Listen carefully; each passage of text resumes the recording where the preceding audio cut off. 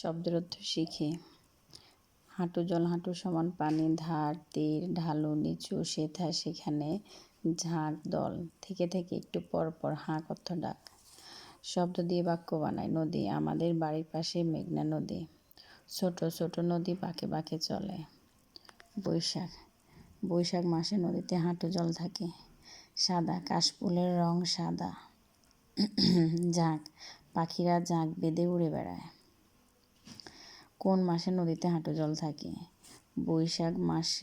বৈশাখ মাসে নদীতে হাঁটু জল থাকে।